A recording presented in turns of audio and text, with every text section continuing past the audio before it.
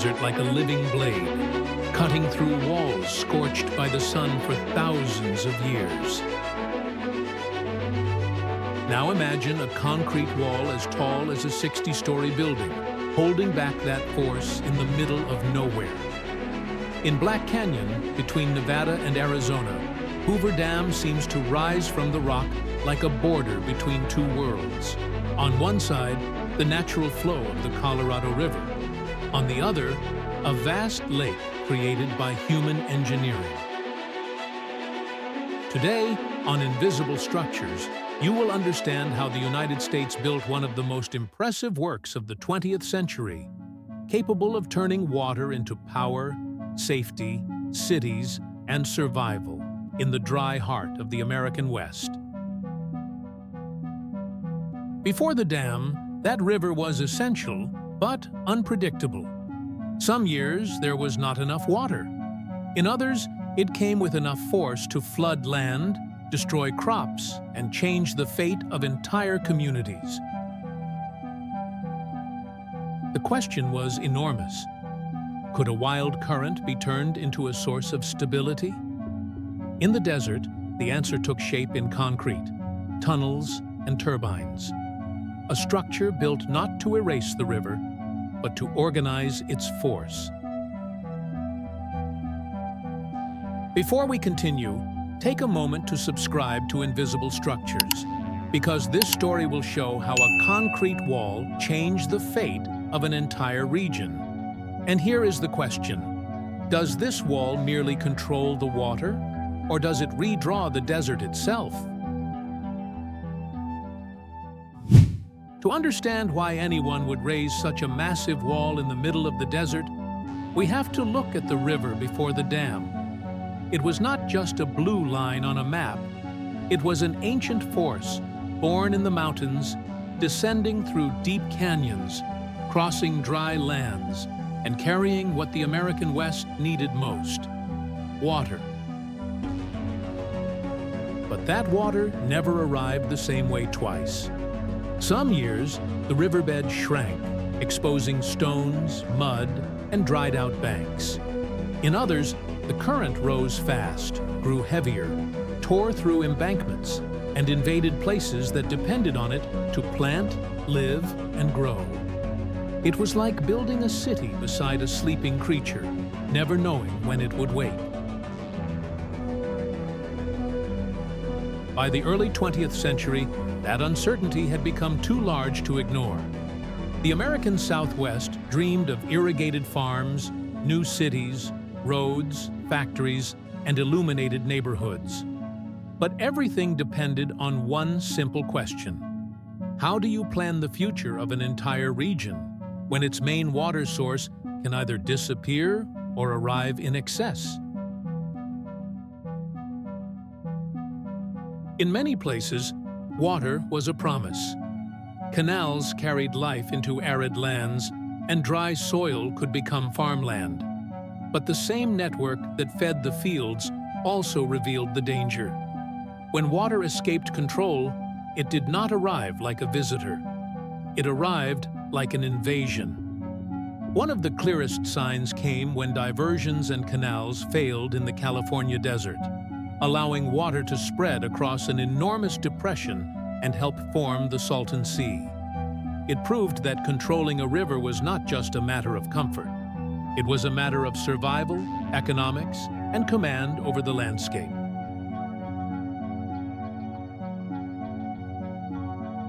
That was when the idea of a great dam stopped sounding exaggerated. A gigantic reservoir could store water in years of abundance and release it during dry periods. A concrete wall could reduce flooding, protect crops, and turn falling water into electricity.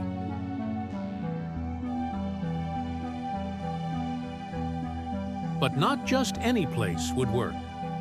To hold back a force on that scale, engineers had to find a point where geography itself could help. Black Canyon seemed made for it. Its narrow walls formed a natural throat, solid enough to receive a monumental structure. There, the dam would not simply rest on the ground. It would lock into the canyon, using the rock as part of its own strength. This is one of Hoover Dam's most powerful images. It is not just a wall facing the water. It is a piece fitted between mountains, as if the desert had left an opening waiting for concrete. On one side, the pressure of a rising lake. On the other, a curved structure distributing that force into the canyon walls. Before raising the wall, however, there was an almost absurd challenge: building inside the river's path.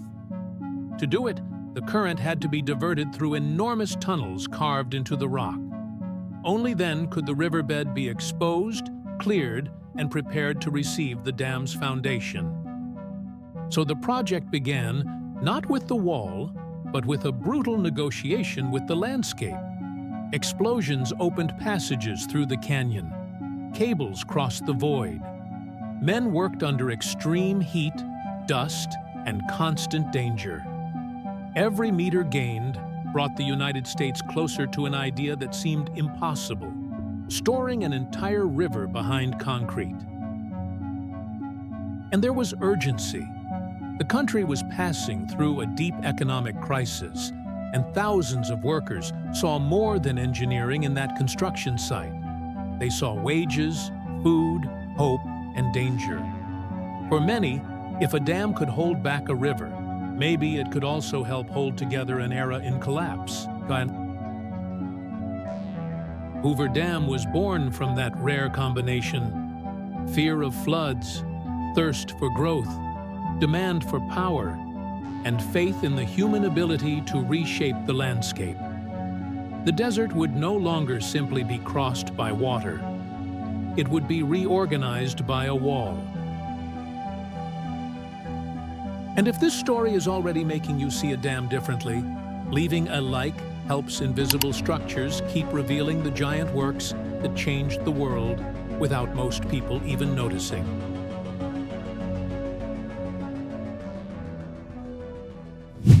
Before Hoover Dam could appear as a wall in the desert, the site had to be transformed into something almost impossible: a construction zone inside a canyon. The river ran below, squeezed between stone walls, while men, cables, machines, and explosives descended into a place that seemed more hostile than habitable.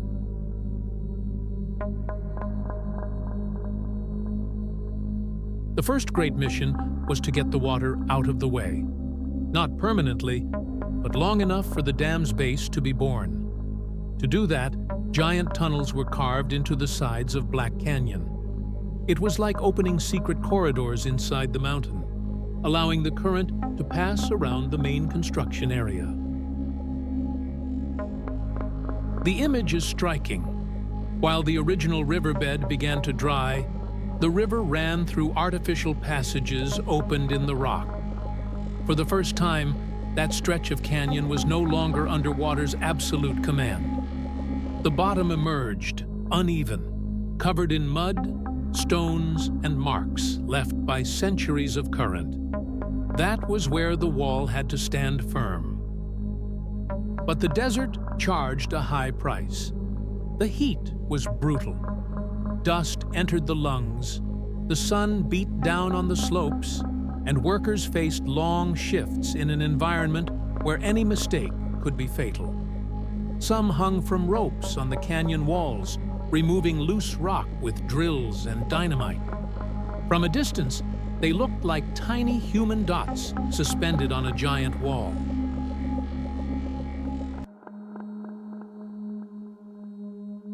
The construction did not depend on strength alone. It depended on rhythm. Trucks, cranes, aerial cables, and wooden forms had to work like a heavy choreography. Concrete could not simply be poured any way someone wanted, as if filling a box. In a project this large, even the material's internal heat could become a problem. If an immense mass dried too slowly, cracks could threaten something meant to last for generations. The solution was to build the dam in blocks. as if the wall were being assembled piece by piece. Each section received concrete, cooled, hardened, and joined the others. The structure rose little by little, but on a monumental scale. Where there had once been only river and rock, a smooth, curved, almost unbelievable surface began to appear, shaped to receive the pressure of a lake that did not yet exist. With each new layer, the question grew more intense. Could it really hold back all that water? This was no ordinary wall. It had to work with the canyon. Its curve would help push the force toward the sides, transferring part of the pressure into the rock walls. That is why, from above, Hoover Dam does not look like a straight line. It looks like an arch, as if embracing the river before containing it. As the structure rose, a work city grew around it. Roads were opened, housing appeared, and equipment arrived constantly. The desert, once silent, began to echo with engines, hammers, explosions, and voices. In the middle of the Great Depression, that project also carried a human promise. Thousands of people found a chance to start over, even under extremely harsh conditions. Then came the most powerful visual transformation. The dam stopped being an idea in drawings and began to dominate the landscape.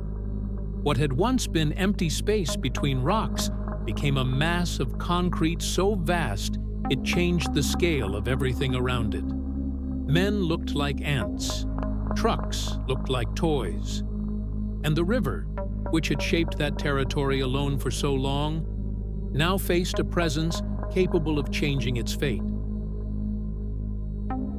When the wall finally imposed itself between the canyon walls, the desert was no longer the same. There was not just a structure there was a new order. The water that had run free began to gather, slowly, behind the wall. The lake would be born gradually, rising against the rocks, covering old banks, and creating a gigantic mirror where there had once been only the narrow passage of a river.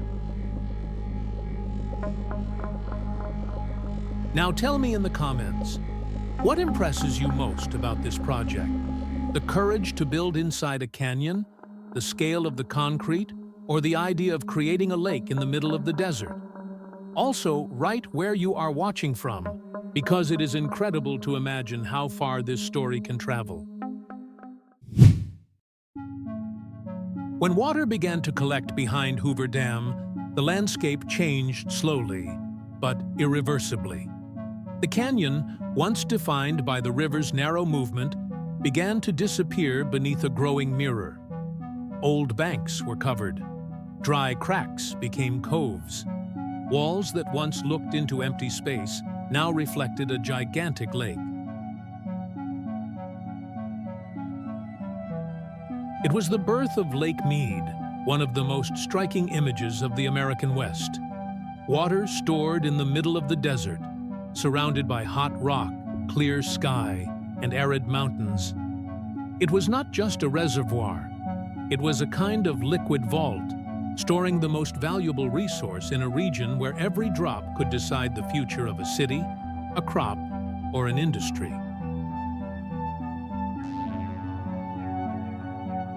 From the outside, the dam looked like a wall, but inside, it worked like a silent machine. The water stored behind it created immense pressure. The higher the lake rose, the greater the force pushing against the concrete.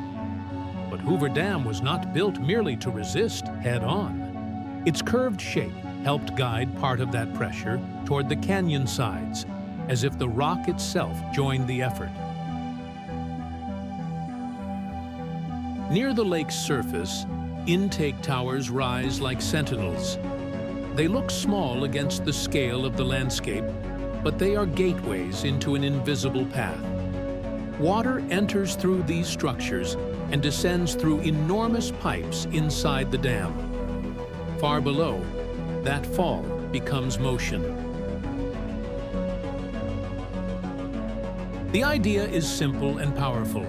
Elevated water holds stored energy. When it falls, that energy awakens.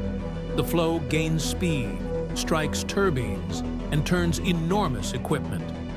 What began as a current in the desert becomes electricity, traveling through cables to places that rely on that force to light homes, move machines, and sustain the growth of an entire region. There is something almost poetic about it. The same river that once could bring destruction began to light cities. Water that threatened crops now helped power pumps, electrical lines, neighborhoods, and distribution systems. The dam did not merely hold back the river, it converted movement into order. But Hoover Dam's role was never just to generate power. Its deeper purpose was to control the timing of water. Before, the region depended on the mood of the seasons. Too much water when not all of it could be used. Too little when it was needed most. With the lake, part of that logic changed. Water could be stored, measured, and released with greater precision. That shift transformed the American Southwest. Cities could grow with greater confidence. Agricultural areas gained predictability. Roads, neighborhoods, and businesses expanded in places where nature had once imposed far harsher limits. In the middle of the desert, the dam created a rare feeling that the future could be planned. Still, there is something unsettling in this grandeur. Hoover Dam seems eternal, but it depends on something fragile, the water that reaches it. The wall is monumental, the concrete is massive, the turbines are powerful, but the entire system begins in the mountains, in rain, in melting snow, and in the delicate balance of an entire watershed. That is why, when we look at Lake Mead, we see more than an engineering victory. We also see a permanent agreement between human ambition and nature. The marks on the rocks show former water levels, like timelines carved into the desert. They remind us that controlling a river does not mean mastering everything forever. Hoover Dam holds, transforms, and distributes. But it also reveals a larger truth. In the desert, water is never just water. It is energy. It is security. It is growth. It is conflict. It is memory. And before that curved wall, between rock, concrete, and silence, it becomes clear that few places on Earth show so powerfully the price and power of reorganizing an entire landscape. Decades after its inauguration, Hoover Dam still feels like an apparition in the desert. Anyone approaching by road sees dry mountains, open sky, and reddish rock. Then, suddenly, that concrete curve appears, locked between canyon walls, as if it had been carved into the canyon itself. On one side, Lake Mead spreads out like an impossible sea in the middle of the arid landscape. On the other, the water continues more controlled, more measured, more dependent on human decisions. The scene is easy to understand and hard to forget. A wall separating the desert from the water the desert needs most. But Hoover Dam's greatness is not only in its size, it is in what it made possible. By holding back the current, the dam helped reduce floods, stored water for dry periods, and generated power for a region growing quickly. It did not build the American West by itself, but it changed the conditions that allowed that growth to happen. At the same time, this structure reveals a paradox. The more powerful the wall appears, the clearer the fragility of water becomes. On the rocks around the lake, pale marks show former levels that were once higher. They are silent lines, like scars in the landscape, reminding us that no reservoir exists without rain, snow, and time. That is why looking at Hoover Dam today means looking at two stories at once. The first is the story of ambition. Men opening tunnels, facing extreme heat, pouring concrete, and creating a machine capable of turning falling water into electricity. The second is the story of limits. Even the greatest structure must negotiate with nature. Maybe that is the most cinematic force of this place. The dam seems motionless, but everything inside it speaks of movement. The water rises and falls. The turbines spin. The cities consume. The desert remains around it, dry and vast, as if silently watching the human attempt to organize an ancient force. The final curiosity is that Hoover Dam is not just a barrier. It is a symbolic frontier between a free river and a managed river, between a landscape shaped over millions of years and another redrawn in only a few decades. In the end, the question is not only how a concrete wall managed to hold back a river in the desert. The greater question is what happens when a civilization decides to grow by depending on that wall. If this story made you see Hoover Dam differently, take a moment to subscribe to Invisible Structures and comment below what stayed with you most. The lake created in the desert, the scale of the construction, or the silent warning left on the rocks.